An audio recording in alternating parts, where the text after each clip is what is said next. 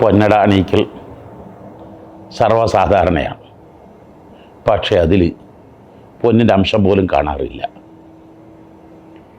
എല്ലാ വിദ്യാർത്ഥികൾക്കും golden medal കൊടുക്കാറുണ്ട്. ആ ഗോൾഡ് പേരല്ലാതെ അതിൽ ഒരു തരി സ്വർണം പോലും കാണാറില്ല. മുതലക്കുളം മൈതാനിയിൽ മുതലയുമില്ല, കുളവുമില്ല എന്ന പോലെ പല വാക്കുകളിലും കഴമ്പില്ല, വെറും വാക്കുകൾ മാത്രം. വാക്ക് വളരെ വളരെ വലുതാണ്, വളരെ കൂടുതൽ ശ്രദ്ധിക്കേണ്ടതാണ്.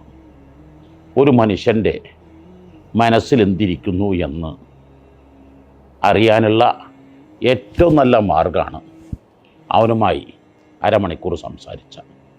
അവൻ സംസാരിക്കുന്നത് ഓരോരുത്തരുടെയും ന്യൂനതകളും കുറവുകളാണ്. അവൻക്കാരും തികഞ്ഞവരില്ല. അയാൾ ശരിയല്ല, അയാൾ ആ കുഴപ്പം, ഇവനിക്ക് ഈ കുഴപ്പം. ഒരു കാര്യം മനസ്സിലാക്കാം, അവൻ്റെ ചിന്ത, അവൻ്റെ മനസ്സ് വെറും വേസ്റ്റ് ടാങ്കാണ്. നല്ലതൊന്നും ആ ഹൃദയത്തിലില്ല. അവൻ്റെ കൂടെ കൂടാൻ പറ്റില്ല. രണ്ട് തരം ഈച്ചകളുണ്ട്, നിങ്ങൾക്കറിയാമല്ലോ. ഒരു ഈച്ച തേനീച്ച.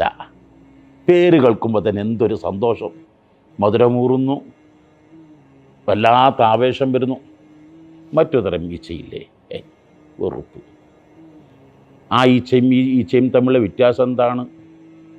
തേനീച്ച നല്ലതേ തിന്നു, നല്ലയിടങ്ങളിലേ കാണൂ, നല്ലതേ നമുക്ക് നൽകൂ. എന്നാൽ മറ്റൊരു തരം ഈച്ച, ഞാൻ ഫ്രഷായി നല്ല സുഗന്ധങ്ങൾ ഉപയോഗിച്ചു, പക്ഷേ എവിടെയോ കാലിന് ഒരു പുഴുക്കുത്തുണ്ടെങ്കിൽ അവിടെ മാത്രം അത് കണ്ട് അവിടുത്തെ ആ നീര് വലിച്ചെടുത്ത് അതെല്ലായിടത്തും അതേ തരും.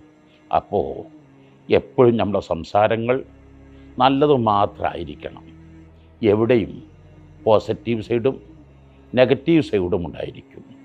നമ്മുടെ ശ്രദ്ധ പെടേണ്ടത് പോസിറ്റീവ് സൈഡിലായിരിക്കണം. നമ്മൾ പറയേണ്ടത് പോസിറ്റീവായിരിക്കണം. നമ്മുടെ ചിന്തകൾ പോസിറ്റീവായിരിക്കണം. എന്നാൽ നമ്മുടെ ബ്രെയിൻ, നമ്മുടെ മനസ്സ്, നമ്മുടെ ഹൃദയം, നമ്മുടെ ശരീരം സംശുദ്ധവും പവിത്രവും എല്ലാവർക്കും ഇഷ്ടപ്പെട്ടവരും വേണ്ടപ്പെട്ടവരുമായി മാറും. അതേ സ്ഥാനത്ത് എവിടെയും നെഗറ്റീവ് നോക്കി അത് പ്രസരണം ചെയ്യുന്ന ദുഷിച്ച ജീവികളെപ്പോലെ, കൊതുകുകളെപ്പോലെ, ഈച്ചകളെപ്പോലെ ആവരുത്.